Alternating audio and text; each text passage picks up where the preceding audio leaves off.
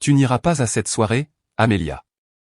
Ma voix était stable, mais à l'intérieur, je sentais le sol se dérober sous mes pieds. Elle a cligné des yeux lentement, comme si je venais de dire quelque chose d'amusant.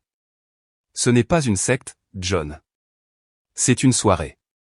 Des adultes qui boivent des cocktails et font semblant que leur vie a un sens.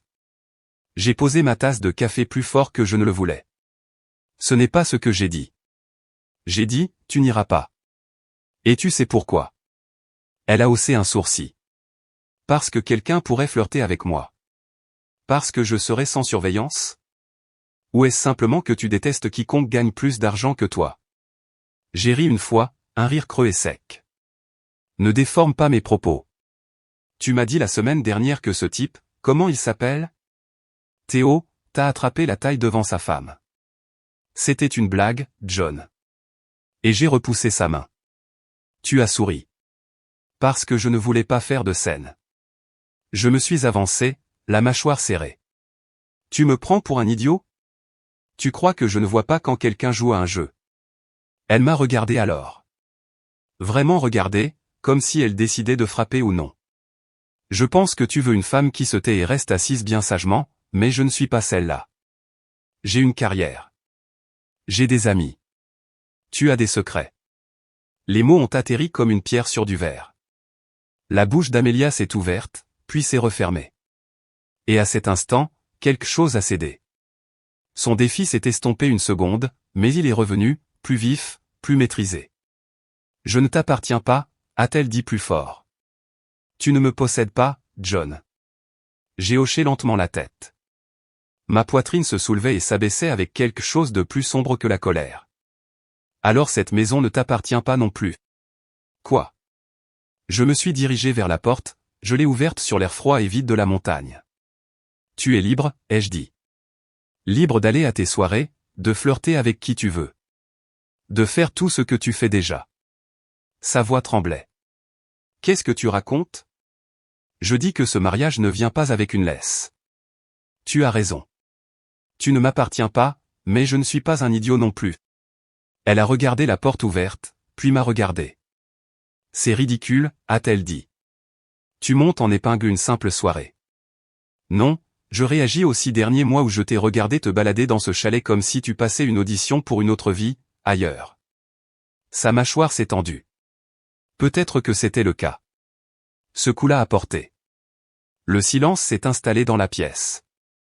Pendant un instant, tout ce que j'entendais était le vent qui chuchotait à travers les arbres dehors. Elle a reculé d'un pas vers la chambre. Sa voix est tombée juste au-dessus d'un murmure. Tu sais quoi, John? Peut-être que tu devrais réfléchir à ce qui m'a poussé à en arriver là. J'y ai réfléchi, ai-je dit en fermant lentement la porte. Et je continuerai d'y réfléchir quand tu ne seras plus là. Elle s'est retournée sans un autre mot et a disparu dans la chambre.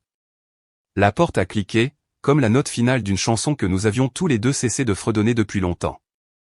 Je suis resté au centre du salon, seul, le poêle à bois crépitant faiblement derrière moi. Les montagnes dehors semblaient paisibles, sereines. Mais ici, quelque chose de sacré venait de se briser. Le lendemain matin, je me suis réveillé avant le soleil. Je n'ai pas attendu le réveil. Je n'avais pas besoin de café. J'ai juste enfilé mes bottes, attrapé la canne à pêche derrière la porte et sifflé Scout, notre vieux retriever. Plus lent maintenant, mais toujours fidèle. Dehors, l'air était cristallin. Pas de vent, pas de son. Le lac s'étendait comme un miroir, calme et intact. Juste une fine couche de brume dérivant sur sa surface. Scout trottait devant, la queue battant comme s'il ne savait pas que le monde avait basculé. Je marchais silencieusement dans l'herbe durcie par le gel, laissant le froid me mordre la peau. Ça m'ancrait, me rappelait que j'étais encore là. J'ai lancé ma ligne et je me suis assis sur le tronc d'arbre renversé où nous avions l'habitude de boire du café ensemble les matins comme celui-ci. Mais je ne pensais pas au café. Je pensais à son visage, la nuit dernière. À la rapidité avec laquelle elle s'était calmée dès qu'elle avait réalisé que je pensais ce que je disais. Il n'y a pas eu de cri après ça. Pas de larmes, juste le silence. Ça m'en a dit plus que n'importe quelle explosion de colère n'aurait pu le faire. Elle n'était pas surprise, et ça faisait plus mal que tout. J'ai jeté un coup d'œil à Scout, qui reposait son menton sur ses pattes, les yeux fermés comme s'il faisait plus confiance au silence que moi. Nous avions acheté ce chalet il y a 2 ans. Son idée, un sanctuaire, l'avait-elle appelé. À l'époque, elle s'asseyait sur mes genoux sur le porche, enroulée dans une couverture, fredonnant avec le vent. Nous cuisinions ensemble, dormions comme des enfants dans des lits superposés. Même nos disputes, à l'époque, se terminaient par des rires. Maintenant, je ne me souvenais plus de la dernière fois qu'elle avait ri de quelque chose que j'avais dit. Une légère traction sur la ligne m'a ramené au présent. J'ai ramené une petite truite, étincelante d'argent et de rose dans la lumière du matin. Je l'ai regardée une longue seconde avant de la relâcher doucement. Certaines choses méritent de nager en liberté. De retour au chalet, j'ai marqué une pause avant d'entrer.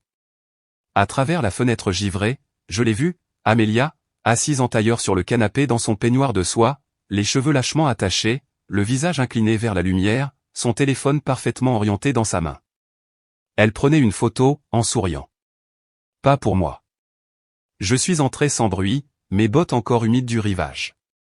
Elle ne m'a pas remarqué tout de suite.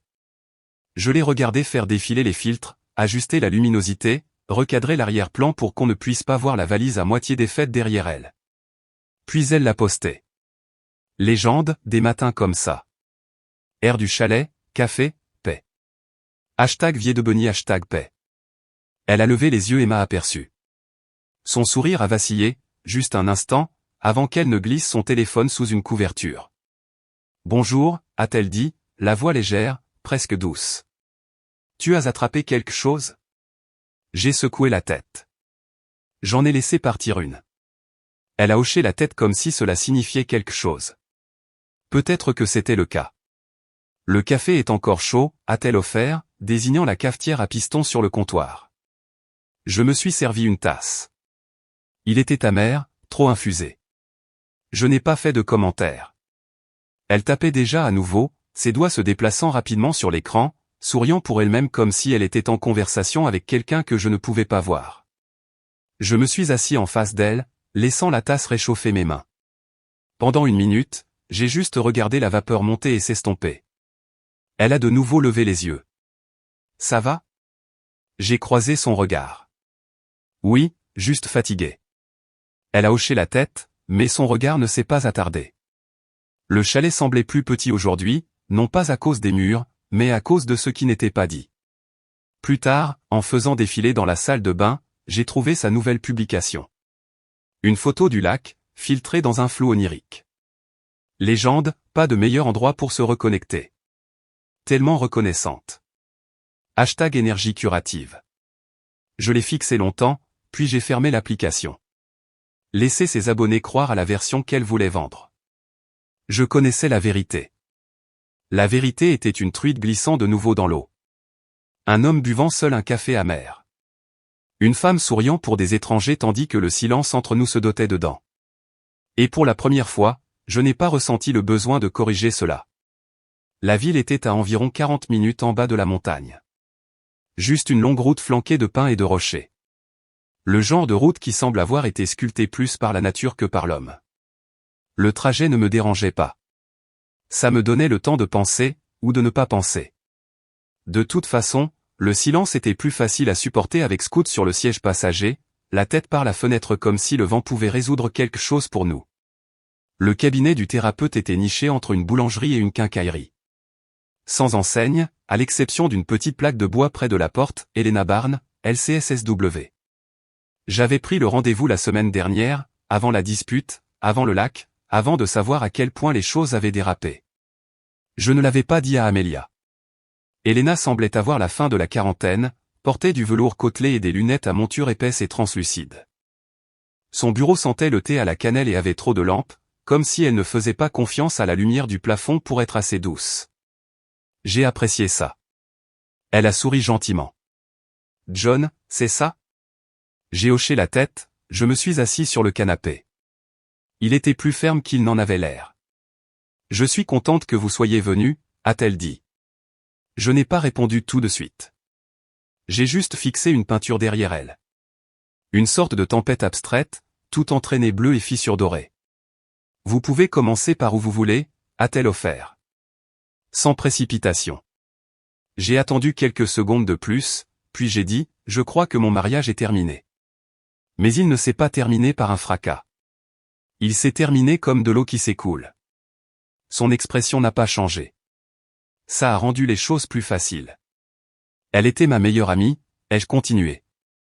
Maintenant, j'ai l'impression de vivre avec quelqu'un qui répète une vie pour un public dont je ne fais pas partie. Je lui ai parlé de la soirée, du visage d'Amélia quand j'ai dit qu'elle était libre, du lac le lendemain matin, des photos mises en scène, des sourires de verre de vin, des légendes sur la guérison. Elena hochait doucement la tête pendant que je parlais, écrivant occasionnellement quelque chose sur un bloc-notes. Je ne suis pas en colère, ai-je dit finalement. Du moins, pas comme les gens s'y attendent. Je ne veux pas de vengeance. Je me sens juste, partie. Comme si elle continuait de danser, et que j'étais déjà dehors dans la neige, en train de rentrer à pied. Il y a eu une longue pause. Elle ne m'a pas trompé, du moins pas physiquement. Mais je n'arrête pas de penser que quelque chose est déjà brisé, que peut-être elle est déjà passée à autre chose dans sa tête et que je suis le dernier à m'accrocher à une version de nous qui n'existe plus. Elena s'est légèrement penchée en avant. John, on dirait que vous ne faites pas seulement le deuil d'elle. Vous faites le deuil de qui vous étiez avec elle, de cette identité.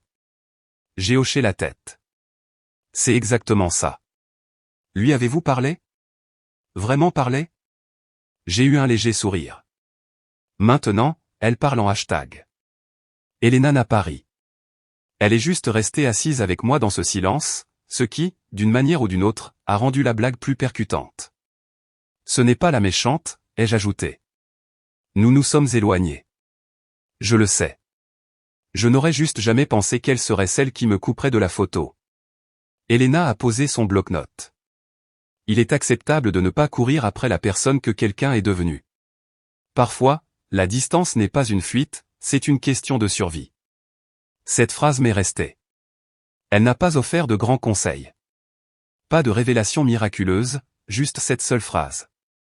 Et d'une manière ou d'une autre, c'était suffisant. En sortant dans le froid et en me glissant derrière le volant, Scoot m'a regardé comme s'il voulait me demander si j'allais bien. Je l'ai gratté derrière l'oreille et j'ai murmuré, je crois que ça va aller. La route du retour semblait plus droite cette fois, moins comme un labyrinthe, plus comme une décision que je n'avais pas encore prise, mais que je commençais à accepter. Je n'ai pas envoyé de texto à Amélia, je ne lui ai pas dit où j'avais été. Elle n'a pas demandé. De retour au chalet, elle était recroquevillée sur le canapé, regardant quelque chose sur son ordinateur portable avec des écouteurs. Elle n'a pas levé les yeux quand je suis entré, m'a juste fait un petit signe de la main et est retournée à son écran.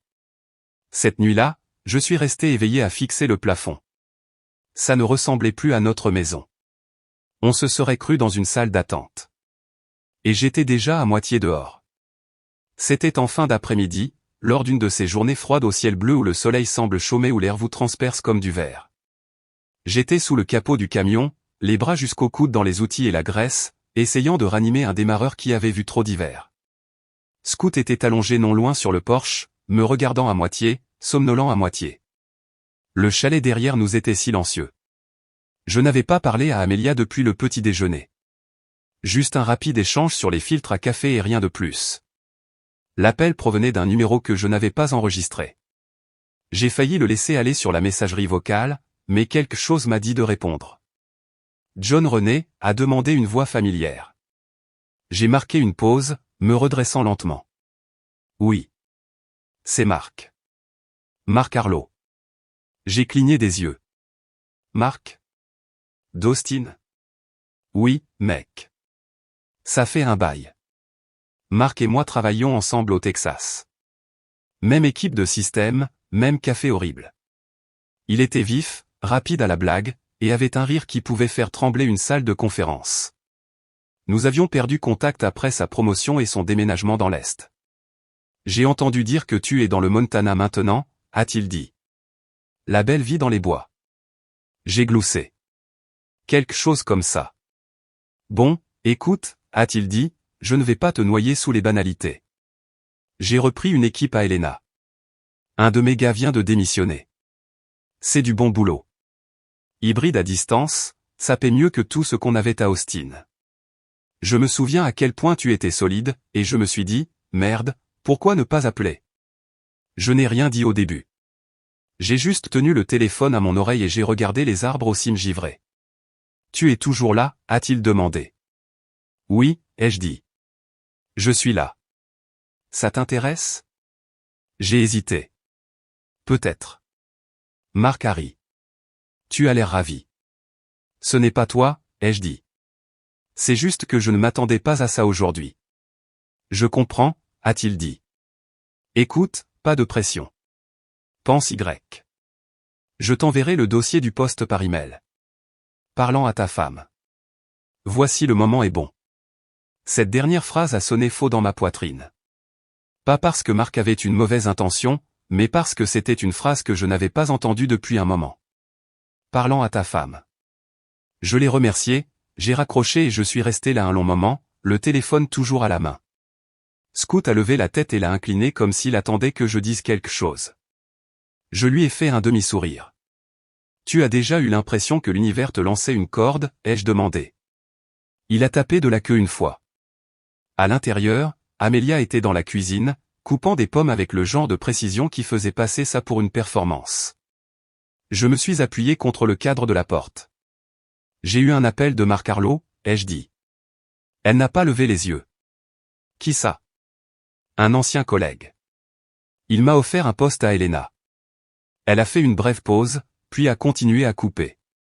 Tu penses le prendre? Je ne sais pas. Peut-être. Elena est à quelques heures d'ici. J'ai haussé les épaules. Pas assez loin pour disparaître. Pas assez près pour prétendre que rien n'a changé. Elle a posé le couteau, s'est tournée pour me faire face complètement pour la première fois depuis des jours. C'est à propos de nous? Je n'ai pas répondu tout de suite. J'ai juste croisé son regard. Non, ai-je dit finalement. C'est à propos de moi. Il y eut un temps de silence. Puis elle a hoché la tête lentement, comme si elle n'y croyait pas mais ne pouvait pas le contester non plus. Je me suis retourné et je suis ressorti. Le soleil était bas derrière les collines, projetant de longues ombres qui s'étiraient sur le porche comme des rappels. Ce soir-là, j'ai sorti le vieux dossier où je griffonnais mes objectifs. La plupart me semblaient dépassés. Des choses d'une autre version de moi-même. Mais vers la fin, il y avait une note que j'avais écrite il y a 6 ans, en grosses majuscules désordonnées, avoir un endroit qui est à moi. Où personne d'autre que moi ne décide de ma paix. J'ai refermé le dossier et je suis resté avec cette pensée. Pour la première fois depuis des mois, je ne me sentais pas coincé. Je sentais le poids d'une clé dans ma main. Et peut-être, juste peut-être, j'avais enfin trouvé une porte qui avait besoin d'être ouverte. Ce soir-là, la lumière dans le chalet est devenue dorée. Une de ces lueurs douces qui rendaient tout plus beau que la réalité. J'étais sur le porche, regardant les derniers fils de lumière du jour disparaître derrière la ligne des arbres quand j'ai entendu la porte moustiquaire grincer derrière moi. Rentre, a dit Amélia doucement. Il fait froid. Sa voix n'était pas tranchante ce soir. Pas d'arête, juste un calme prudent, comme quelqu'un qui marche sur de la glace fine. À l'intérieur, la cheminée crépitait, et je pouvais sentir le vin déjà ouvert. Son rouge préféré, la bouteille que nous avions achetée pour notre voyage d'anniversaire il y a 2 ans et jamais touchée. Elle était assise en tailleur par terre près du feu. Une couverture épaisse drapée sur ses épaules, 2 verres déjà servis. Elle m'a fait signe de m'asseoir, son sourire hésitant. J'ai hésité une seconde de trop, puis je me suis assis sur le canapé au-dessus d'elle, laissant le moment se dérouler. Tu te souviens de cette chambre d'hôte près de Bosements, a-t-elle demandé. Celle avec le jardin plein de tournesols? J'ai hoché la tête une fois. Tu t'étais perdu en essayant de la trouver.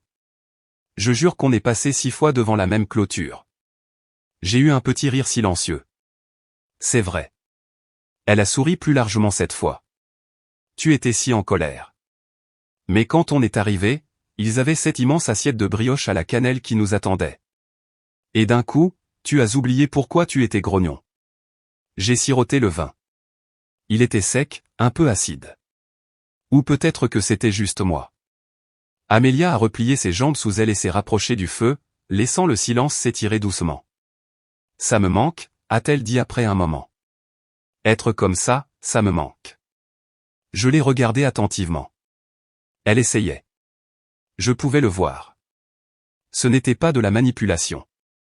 Ce n'était pas du contrôle. Juste un désir. Mais ça ne m'atteignait pas. Je pense à ce voyage parfois, ai-je dit.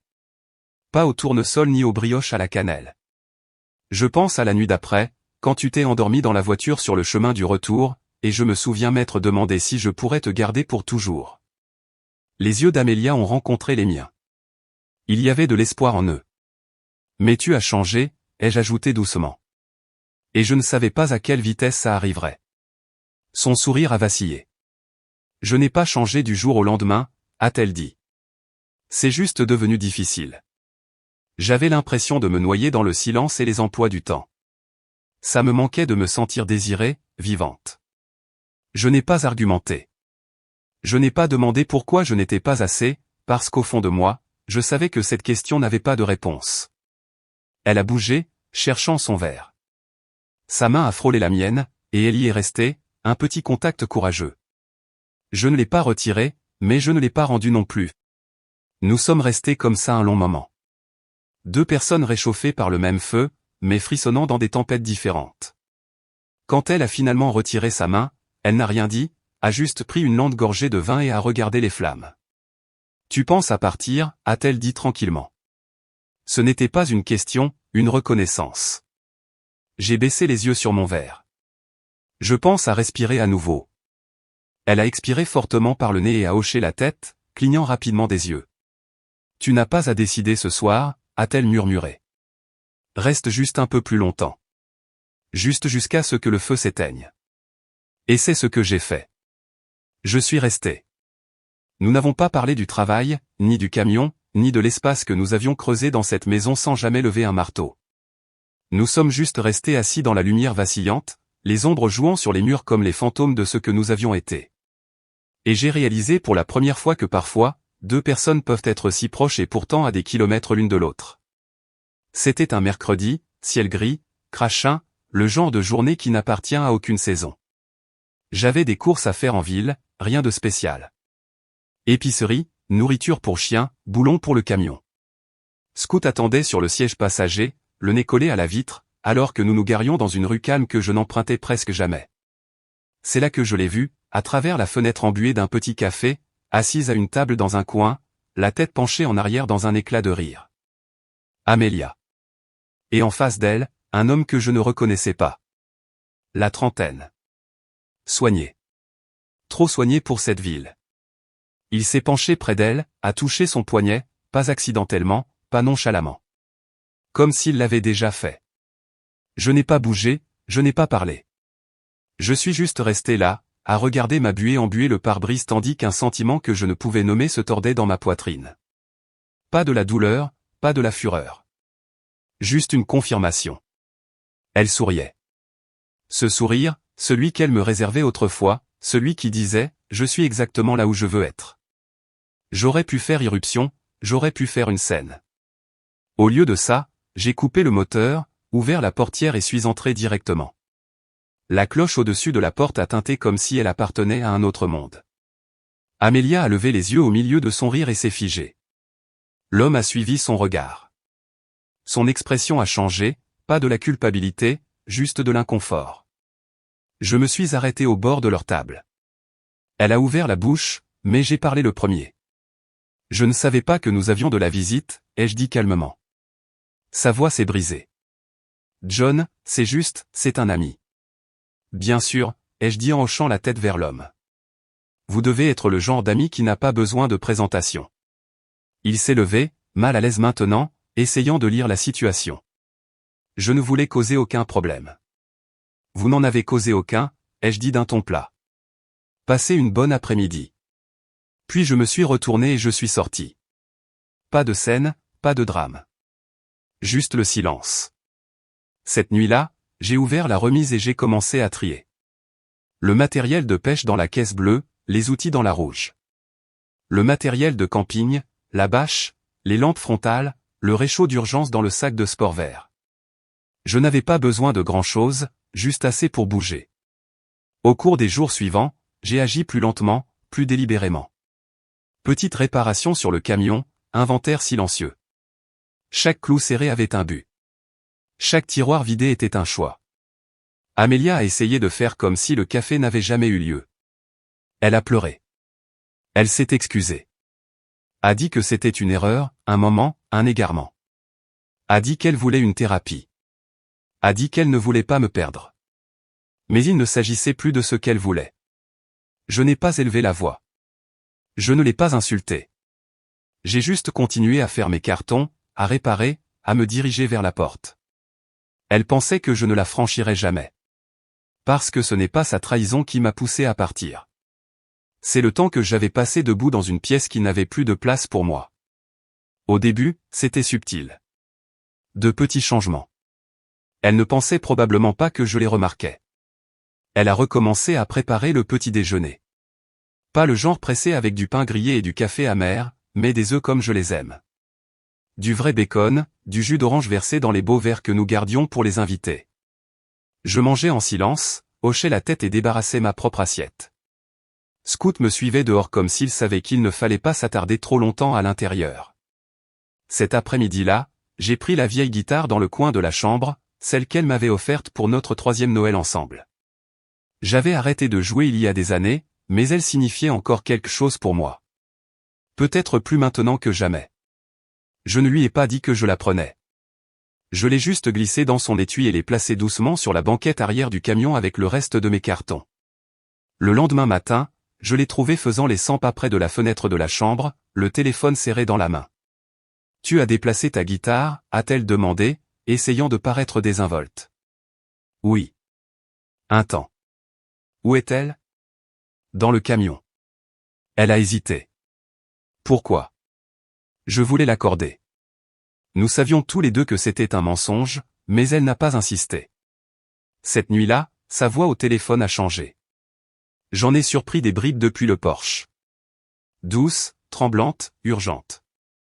Je ne sais pas. Il est différent. Il s'éloigne. Non, pas froid. Juste, parti. Comme s'il était déjà ailleurs. Le lendemain, elle a laissé des brochures sur le comptoir. Thérapie de couple, locale, abordable. L'une avait même la photo d'un couple riant devant un café, leurs mains se touchant sur la table. Je ne les ai pas touchés, je n'en ai pas parlé, je les ai juste déplacés sur le côté pour faire de la place pour ma tasse. Plus tard dans la soirée, elle m'a appelé depuis le salon. Sa voix était trop enjouée, comme quelqu'un qui auditionne pour le bonheur. On regarde quelque chose ensemble ? J'ai levé les yeux du carnet taché d'huile où je griffonnais des notes sur le camion. Pas ce soir. Elle n'a pas demandé à nouveau. Mais le lendemain matin, je l'ai entendue pleurer sous la douche. Le son était faible, étouffé par l'eau, mais sans équivoque. Pourtant, je n'ai pas ouvert la porte. Je n'ai pas demandé si elle allait bien. Je pense que ce silence l'a frappé plus durement que n'importe quelle dispute n'aurait pu le faire. Ses textos ont commencé à changer. Moins d'émojis, plus de messages bruts envoyés par rafale, comme si elle essayait de distancer ses propres regrets. On peut parler ? J'ai fait des erreurs. Je le vois maintenant. Tu as toujours été stable. Je ne l'ai pas apprécié jusqu'à ce qu'il soit trop tard. Je n'ai pas répondu tout de suite. Je n'essayais pas d'être cruel. Je n'avais juste plus rien à lui donner dans cet espace. Je n'étais plus en colère. J'étais juste en train de partir.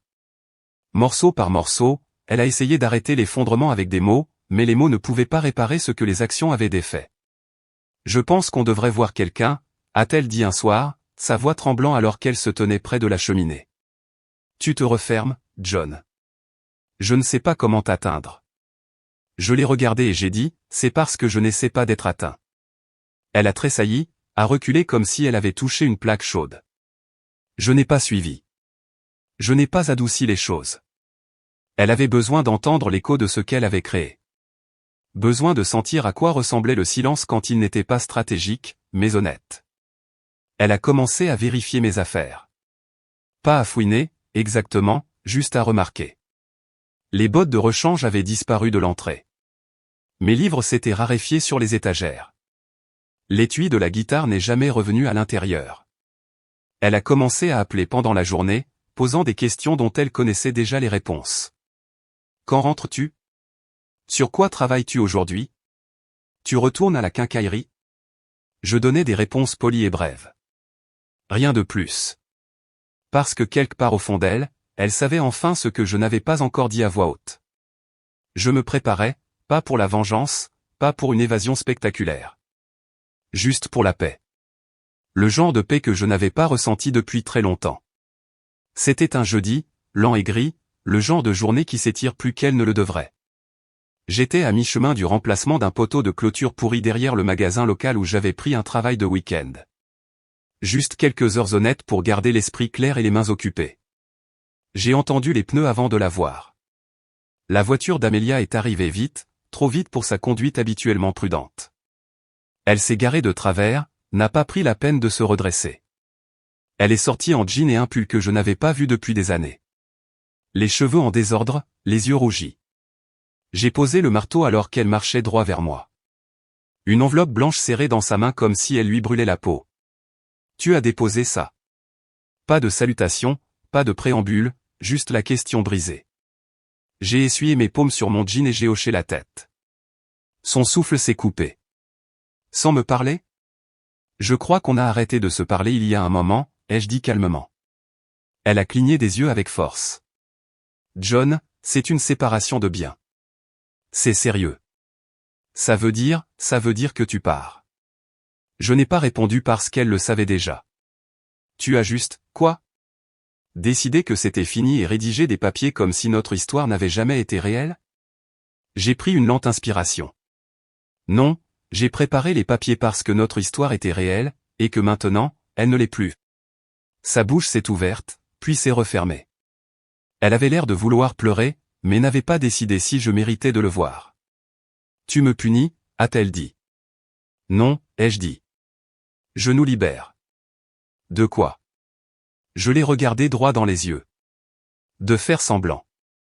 Ça l'a arrêté, juste une seconde. Le vent tirait sur ses manches.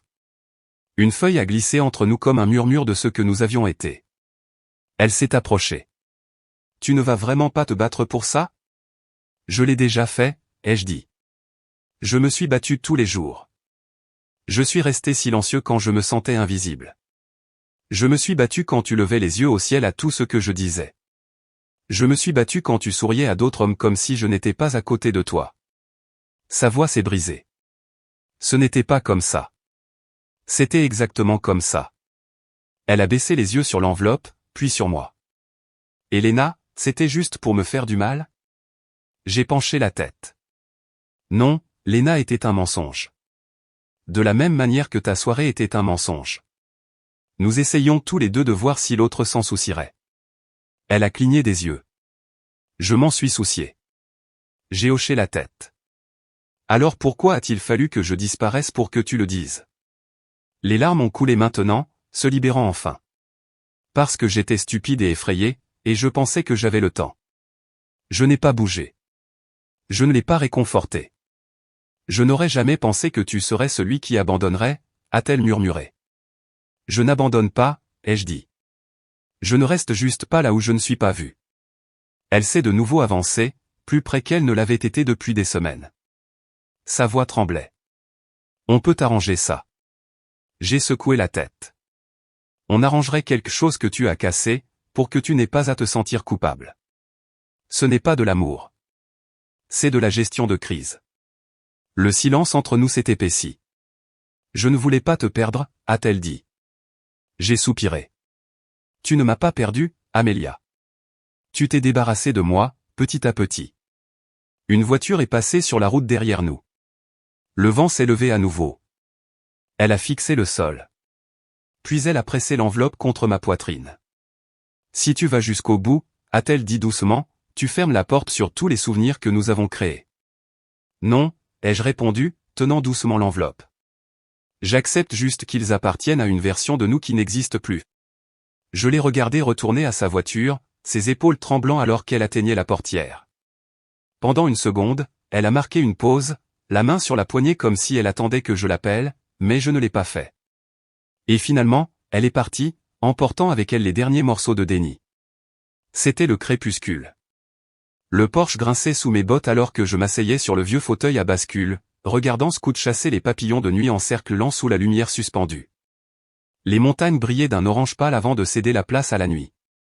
Paisible, si on ne savait pas ce que la paix avait coûté.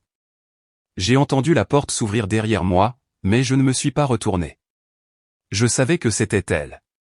Elle est sortie sans bruit, enveloppée dans ce gros pull bleu qu'elle portait toujours quand elle ne voulait pas parler. Mais ce soir, je crois qu'elle le portait parce qu'elle le voulait. Je veux dire quelque chose, a-t-elle commencé. La façon dont sa voix tremblait me disait qu'elle avait répété. J'ai attendu. Elle s'est assise à côté de moi sur la deuxième chaise. Pendant un moment, nous nous sommes juste balancés en silence. Le seul son était le grincement du vieux bois et le vent qui se déplaçait à travers les pins. J'ai été infidèle, a-t-elle dit si doucement. Les mots ont presque disparu dans le crépuscule. Pas de préambule, pas d'histoire, juste ça. Je l'ai regardé alors.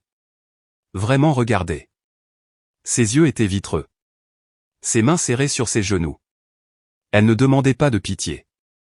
Je ne voulais pas que ça arrive, a-t-elle murmuré. J'avais peur de te perdre, de vieillir, de devenir invisible. J'ai hoché la tête lentement, pas en accord, juste en reconnaissance. Elle a dégluti avec difficulté. Tu as toujours été si solide, John. Si stable. Et je détestais ça chez toi certains jours, parce que j'avais l'impression de tourner en rond et toi, tu restais juste là. Je pensais que c'était ce que tu aimais, ai-je dit. Je l'aimais, a-t-elle dit, jusqu'à ce que je ne sache plus comment y faire face. Les papillons de nuit dansaient entre nous dans la lumière du porche. Tu penses qu'un thérapeute peut défaire ce que tu as fait, ai-je demandé. Pas cruellement. Juste honnêtement. Elle a tressailli. J'espère que, peut-être que tu pourrais me pardonner. J'ai soupiré, lentement et fatigué. Tu penses qu'il s'agit d'une erreur que tu as commise. Mais ce n'est pas ça. C'est depuis combien de temps tu vivais comme si j'étais un meuble. Pratique, inaperçu. Sa voix s'est brisée. Je n'ai jamais cessé de t'aimer. Peut-être, ai-je dit, mais tu as cessé de me voir, et c'est pire. Elle s'est penchée en avant, enfouissant son visage dans ses mains. Je suis désolé, a-t-elle murmuré. J'ai été stupide. J'ai regardé les arbres, leurs branches bougeant doucement comme si elles hochaient la tête en accord. Tu pensais que tu pouvais tromper, pleurer, puis t'excuser auprès du thérapeute, ai-je dit, comme si c'était une formule, comme s'il y avait un script pour réparer ce que tu as cassé. Elle n'a rien dit. Ça ne marche pas comme ça, chérie, ai-je dit, non pas avec colère, mais avec finalité. Tu as fait un choix, et voici le résultat. Ses épaules étaient secouées de sanglots silencieux. Je n'ai pas bougé pour la prendre dans mes bras. Je ne pouvais pas. Elle n'était plus à moi pour être réconfortée. Je suis parti avant le lever du soleil. Le camion était chargé. Le réservoir plein. Scoot était recroquevillé sur le siège passager, sentant quelque chose de différent dans l'air, immobile mais chargé, comme la pause avant une tempête ou le début d'une chanson. Je n'ai pas laissé de discours. Pas d'adieu spectaculaire. Juste une note sur le comptoir de la cuisine à côté de sa tasse. Tu iras bien. À côté, j'ai laissé un livre, recommencé, un livre de poche usé qu'elle m'avait offert un jour, sans jamais réaliser à quel point son titre deviendrait littéral. Le chalet était silencieux alors que je fermais la porte pour la dernière fois. Pas de lumières allumées, pas de mouvement, juste l'odeur de pain et le souvenir de trop nombreux silences froids. La route descendant de la montagne se courbait comme un point d'interrogation, glissante à cause du gel matinal, le soleil commençant à peine à tirer de l'or des arbres. J'ai roulé lentement. Scoot a posé sa tête sur ma cuisse. Et pendant un instant, tout semblait léger. Pas joyeux, pas triste. Juste clair. Mais à mi-chemin, j'ai heurté une plaque de verglas. Le camion a dérapé une fois, puis deux. J'ai serré le volant, le cœur battant à tout rompre. Pendant une seconde à couper le souffle, j'ai vu le ravin, la chute, les sapins en contrebas, la fin de tout. Puis les pneus ont accroché. Nous avons été brutalement ramenés sur la route. Silence. Je me suis garé sur le côté, la poitrine haletante, les mains tremblantes. Scoot a gémi doucement, se pressant contre moi. Je suis resté là, le moteur ronronnant, à regarder les arbres sans fin. Et soudain, tout ce que j'avais retenu m'a frappé d'un coup. Les matins que j'ai passés à lui faire du café pendant qu'elle faisait défiler son téléphone. La façon dont elle disait mon nom, comme si ça signifiait quelque chose. L'expression sur son visage quand je lui ai dit que je ne reviendrais pas. J'aurais pu mourir là.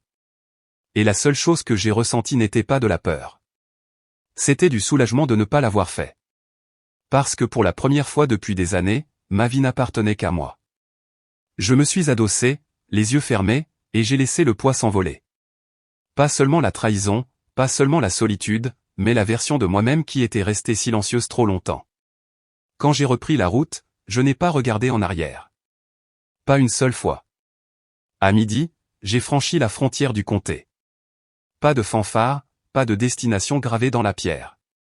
Juste la route ouverte, une carte dans la boîte à gants et mon propre battement de cœur. Plus tard dans la journée, je me suis arrêté à une station-service sur la route 12, j'ai acheté un sandwich, fait le plein, gratté Scout derrière les oreilles. Sur le parking, j'ai regardé mon reflet dans le rétroviseur. J'avais l'air plus vieux, un peu plus mince, fatigué. Mais vivant. Tout le monde ne part pas avec sa dignité intacte. Tout le monde ne choisit pas de le faire. Mais moi, si. Et ça a fait toute la différence. 1 an plus tard, elle est venue à la ferme. Sans prévenir, sans message, juste sa voiture crissant sur le chemin de gravier, 1 kilomètre lent à la fois. Les arbres étaient plus fournis maintenant. La terre, la mienne, non pas louée, non pas empruntée, mais possédée. Payée par la sueur, de longues journées et le genre de paix qui ne crie pas. Scout a aboyé une fois, puis s'est recouché, comme si même lui savait que ce n'était pas un combat. Elle est sortie lentement, plissant les yeux contre le soleil. Amélia. Un peu plus âgée peut-être, mais surtout plus silencieuse. Elle portait un jean et une chemise en flanelle ample. Pas de maquillage, pas de téléphone à la main, juste un sac en papier bercé dans ses bras et une étrange expression prudente. J'ai apporté quelque chose, a-t-elle dit. À l'intérieur du sac se trouvait un jeune plant, mince avec des feuilles vert pâle et une torsion dans sa tige, comme s'il avait appris à plier avant de se briser. Un noyer noir, a-t-elle ajouté. Ça prend des années à pousser. Je me suis dit que tu voudrais peut-être quelque chose qui prend du temps. Je n'ai pas demandé pourquoi elle était venue, j'ai juste désigné une parcelle de terre meuble près de la clôture nord, où le soleil restait le plus longtemps et où le vent atteignait rarement. Nous l'avons plantée ensemble. Elle a tenu la base pendant que je remplissais le trou, la terre collant à mes mains, chaude et douce. Les racines se sont enroulées sous le sol comme des doigts apprenant à s'accrocher. Quand nous avons terminé, elle a épousseté ses paumes sur son jean et a reculé. Il aura besoin d'eau tous les quelques jours, a-t-elle dit. Je m'en occuperai. Nous sommes restés côte à côte un moment, sans parler, juste à respirer le même air calme. Le ciel au-dessus de nous était large et pur. Les champs s'étendaient comme des pages non écrites.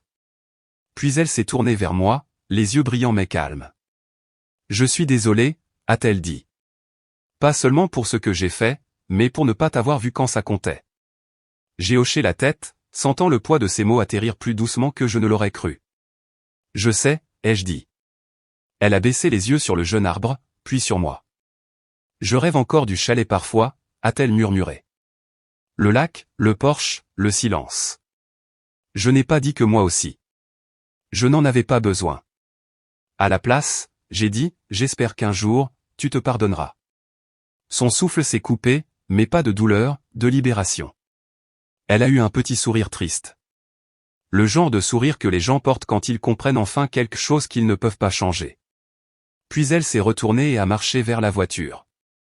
Je l'ai suivie à quelques pas, sans la presser, sans la retenir. En arrivant au portail, elle a marqué une pause, la main sur le loquet. Au revoir, John, a-t-elle dit. Au revoir, Amélia. Elle est passée et j'ai refermé doucement derrière elle. Pas de claquement, pas de verrou, juste le clic doux du bois contre le bois. L'arbre que nous avions planté se tenait derrière moi, ses jeunes feuilles se balançant dans la brise, comme s'il savait déjà danser avec le temps. Et je me tenais avec lui, immobile, mais pas figé.